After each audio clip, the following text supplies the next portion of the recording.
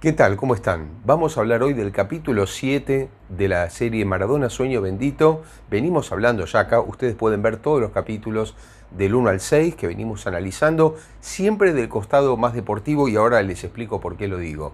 Porque el capítulo 7 es un capítulo bastante particular, seguramente quienes lo hayan visto, y si no los que lo verán, se darán cuenta que es un capítulo que se refiere mucho más a temas personales, y es algo que a mí no me gusta analizar, no me gusta meterme con eso. No lo hice en mi libro Maradona Rebelde con Causa, no lo voy a hacer ahora tampoco en esta serie de videos que estamos haciendo, así que voy a referirme especialmente a agregar datos, a cuestiones que Maradona atravesó siempre del aspecto deportivo o relacionados con su vida en cuanto deportista, pero no o como ídolo, pero la parte personal, la parte de su vida privada, no, de eso no voy a hablar ni me voy a meter.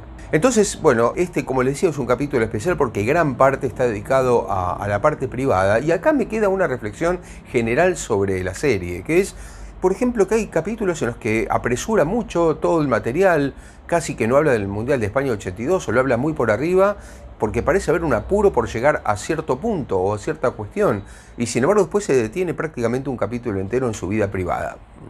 Realmente no alcanzo a entender que eso sea más importante para mostrar como mundial. Entiendo que hay público general, pero hay cosas que me parece que no se pueden dejar de lado, y me parece que se dejan bastante de lado en pos de otras que a mí me parecen secundarias, pero es una opinión más como cualquier otra.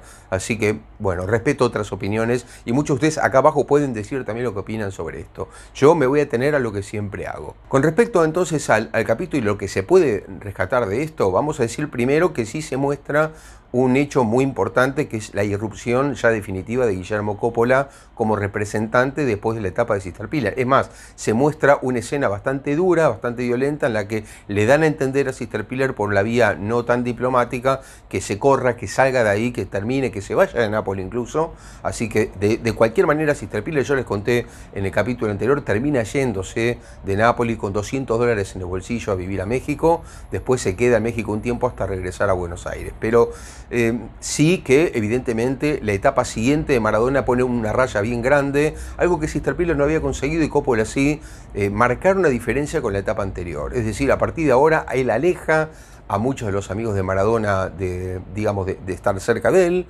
También aleja al propio jefe de prensa. El jefe de prensa tiene un diálogo bastante duro con Maradona en ese sentido, porque le ofrece la posibilidad de escribir un libro, en fin, que Maradona lo rechaza. Pero bueno, en fin, lo que se ve en el capítulo es que todos se van alejando, y que un poco Coppola se va haciendo cargo de esa etapa con bastante claridad y con otro manejo de las cosas, ¿no?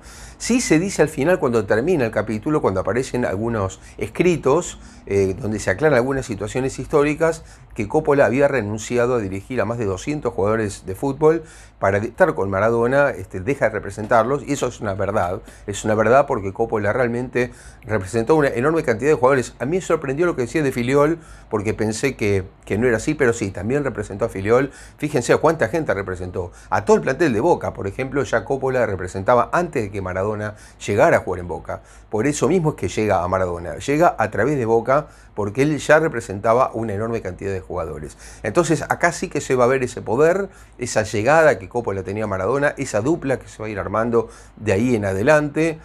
Y estamos hablando de una época bastante particular. Primero hay que contextualizar, porque se va a ver un gol muy importante, al que ahora me voy a referir, que es el gol a la Juventus.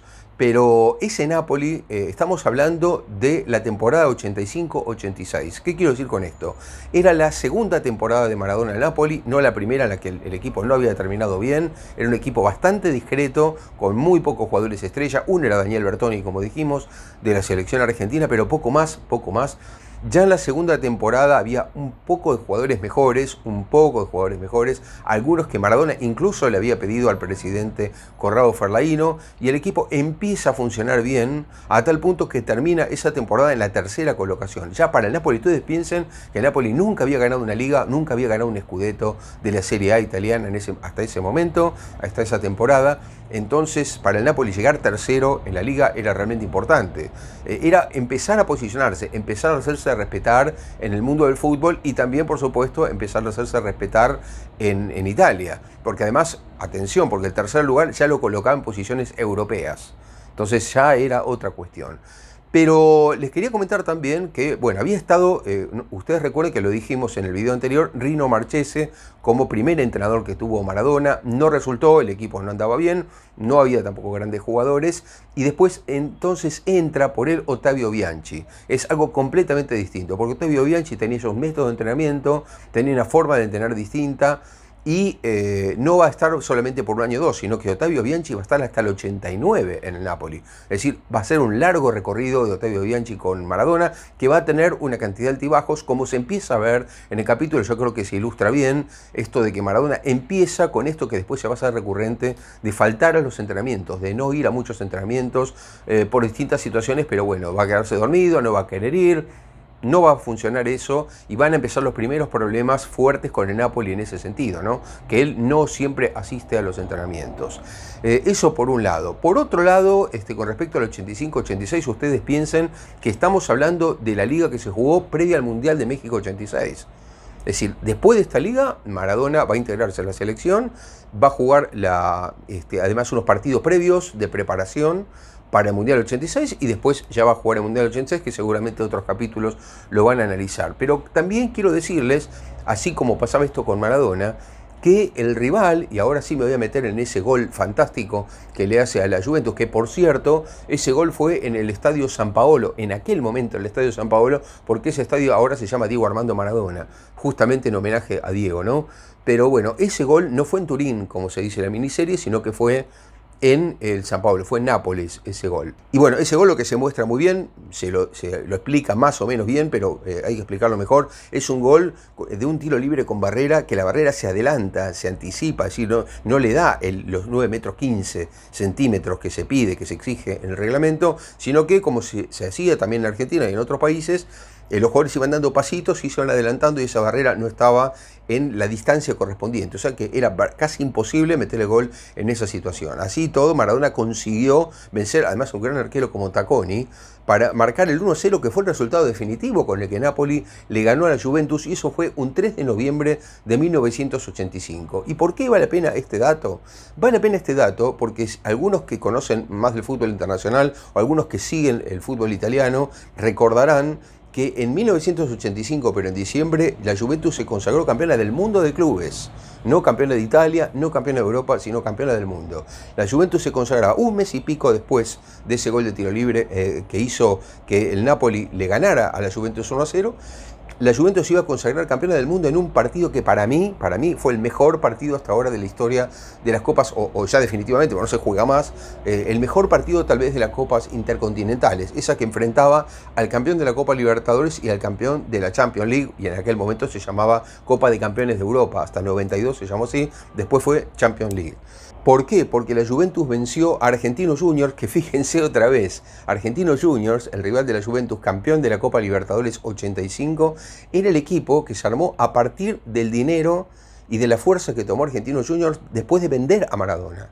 Es decir, que Argentinos empezó a crecer como club a partir del éxito que tuvo con la venta de Maradona y por supuesto algunos jugadores de las inferiores y otras buenas operaciones que se hizo y el muy buen trabajo de Ángel Labruna en el 83, que empezó a dar resultados después con Saporiti en el 84, con Judica en el 85, ¿no? Es decir, ese equipo de argentinos llegaría a la final de la Intercontinental y yo me acuerdo bien que las dos grandes figuras eran Borghi, que después fue campeón mundial del 86, aunque sin tener el protagonismo que se esperaba de Claudio Borghi, y por otro lado Michel Platini, obviamente Michel Platini, que era un poco la contracara de Maradona en la liga italiana, ¿no? Eran las dos figuras que se ponían como opuestos, como grandes figuras que se disputaban la primacía individual en esta liga italiana. O sea que volviendo al partido Napoli-Juventus, fíjense que era un enfrentamiento del equipo que además, les cuento, además de ser campeón del mundo, a mediados del 86 salió campeón de esa liga italiana, que como saben ustedes, las ligas europeas empiezan más o menos en agosto y terminan en mayo del año siguiente. O sea que estamos hablando de una liga que recién empezaba en 1985, estaba en el segundo mes y medio más o menos, y en ese partido Napoli vence a la Juventus, que después, 6 meses, 7 meses más tarde, sería campeón italiano, además de ser fue campeón del mundo. Y con Platini como gran figura, pero estaba Boniek, estaba Michael Laudrup y otros cracks, entre ellos Tacconi, el arquero, por supuesto, ¿no? Así que fíjense la importancia de ese triunfo y la importancia de ese gol en un ángulo prácticamente imposible con el que Napoli termina venciendo a la Juventus. Hay otro aspecto deportivo que quiero también destacar, que es el caso Bilardo, ¿no? Acá se van a tocar otros dos temas con protagonistas del fútbol. Uno es Bilardo, ¿no? Carlos Bilardo, que se lo va a mostrar ahora un poquito más, muy parecido, realmente el actor físicamente está muy bien, Mazzarello haciendo de Carlos Bilardo por esa nariz, esa postura, me parece bien la forma en que habla, con ese énfasis que muestran de Bilardo y esa obsesión de Carlos Bilardo por los videos que ya tenía desde hace mucho tiempo y que esto se va a exacerbar camino al Mundial con la ansiedad de la llegada al Mundial, ¿no? Y se ve claramente en un momento cuando Bilardo lo visita a Napoli a Maradona y que le muestra el videocassette, que Maradona se aburre muchísimo, Claudia en un momento los deja porque ya no aguanta más, y Maradona también se aburre, parece no entender primero. Sin embargo, Maradona sí que entendía varias de las cosas que Bilardo quería explicar. Es decir, fue entendiendo como un proceso.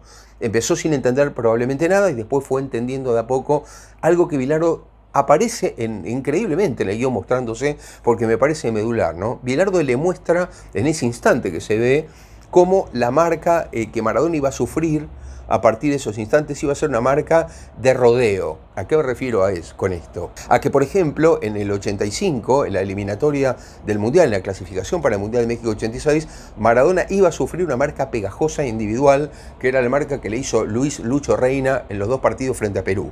En aquel partido de Lima, que Argentina perdió 1-0 con el gol de Oblitas, y después en Buenos Aires, el partido que iba a sufrir inmensamente Argentina, que estuvo 2-1 perdiéndolo y lo empata sobre el final con un gol de Gareca, y que casi lo deja fuera del Mundial, iba a ir seguramente a repechaje, pero bueno, con ese gol de Gareca logró el pasaje a México 86. En esos dos partidos a Maradona le hicieron una marca pegajosa personal. Bueno, lo que Bilardo le muestra en el video es, ojo Diego, que a partir de ahora fíjate lo que es esto, y le muestra un partido en el que ya Maradona jugaba y hay 4 rivales rodeándolo. Es decir, a vos lo que te van a hacer ahora es bloqueo. No siempre te van a hacer marca individual. Puede haber marca individual, de hecho, si ustedes lo piensan, Lothar Matthäus le hizo marca individual en la final del Mundial. Es decir, había marca individual, pero que también existía y Maradona tenía que estar preparado. Y en esto creo que fue importante Bilardo en los planes B, C y hasta diría D. Es decir, ¿qué pasa si en un partido, en lugar de una marca como esta de la que estás acostumbrado, lo de Matthäus, lo de Reina, etcétera, etcétera, te aparece un sistema en el que te rodean y no te dejan pasar? De hecho, a Maradona le va a pasar eso en la Liga Italiana más de una vez. Es decir, Maradona con el tiempo, 2 años o 3 años más tarde, cuando aparece el gran Milan de Arrigo Sacchi, una máquina de jugar al fútbol, si pueden ver por YouTube algún partido del Milan de Arrigo Sacchi, no se lo pierdan, por una máquina de jugar al fútbol, con los 3 holandeses y con Franco Baresi, tremendo equipo.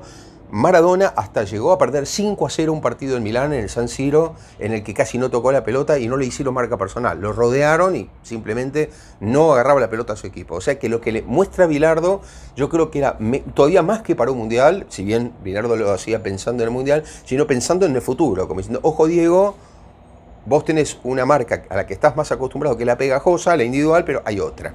Entonces, a mí me parece que eso, porque de Bilardo se muestran más cosas, por ejemplo, aparece un tema el que yo no me voy a referir mucho, pero sí que lo dejan no muy bien parado del todo con el tema de las drogas. Es decir, hay una situación ahí en la que le pregunta a Claudia Bilardo qué sabe, y bueno, yo creo que una pregunta bastante difícil para contestar. No me voy a meter en eso, pero así como aparece ese aspecto, aparece el aspecto deportivo. Me parece importante destacar que más allá de que aburría con los videos Bilardo, que realmente era una obsesión, me tocó verlo porque yo recuerdo, por ejemplo, en la previa de la Copa América del 89, cómo sufrían los chicos de aquel momento. Parece mentira, voy a hablar de chicos, estamos hablando de Gorositos, de Canigia, de Troglio, cómo sufrían a Bilardo, que les hacía mirar esos videos y no les dejaba jugar al Atari, por ejemplo. Pero bueno, eso más adelante. Siempre fue un obsesivo de los videos, pero en este caso creo que estaba bien lo que le estaba marcando a Maradona. Por otro lado aparece el tema muy cortito, voy a decirlo porque tampoco me quiero meter mucho, pero sí interesante lo de Signorini, ¿no? Porque también Signorini le plantea a Maradona que está cerca del Mundial y que hay que hacer un trabajo especial. ¿No? Entonces le hace una pregunta comprometida a Diego, que me parece una pregunta pertinente, importante. Y Diego, según el guión no le dice la verdad, ¿no?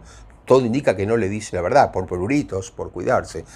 Pero esto es lo que indica el guión, no me voy a meter más. Sí que Signorini parece preocupado por la situación, que me parece importante destacar eso, parece importante, parece leer lo que pasa, parece ir observando, un tipo completamente lejos de eso, por lo que se indica y por lo que yo sé, pero parece lejano, y lo que hace es preguntarle, Diego, ¿cómo está para encarar un trabajo? Porque claro, es fundamental para un preparador físico eso, ¿no? ¿Cómo está y cómo encarar el trabajo?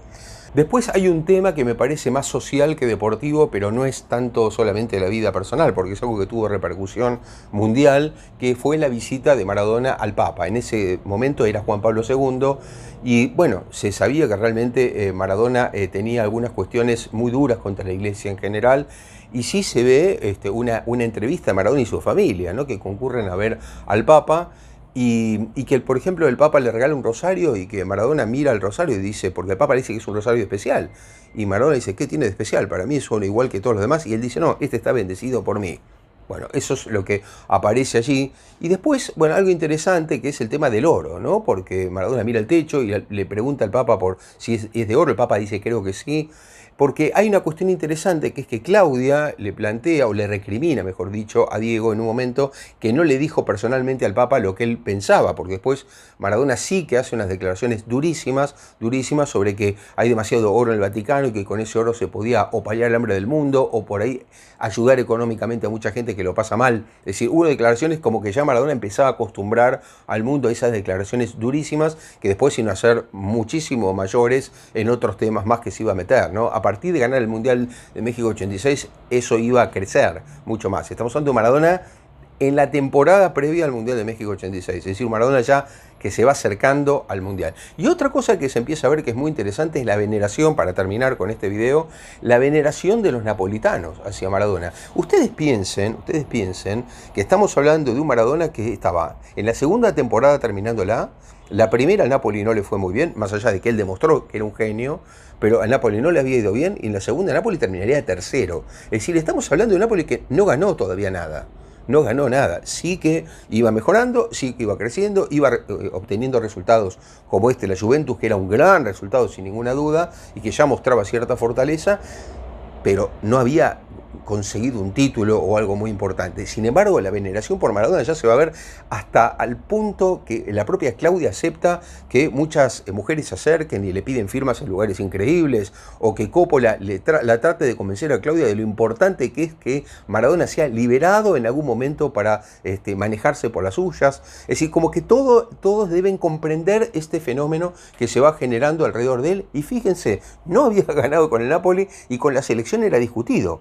Porque va a pasar algo que les cuento para terminar, que es, no sé si el capítulo siguiente lo va a abordar, pero que es en la previa del Mundial del 86, aquel partido con Francia que Argentina va a perder mal, muy feo, 2-0 en París, y que es un partido en el que se lo criticó muchísimo a Maradona porque casi no apareció, y en cambio el Platini apareció en todo su esplendor, que era un poco su rival, ¿no?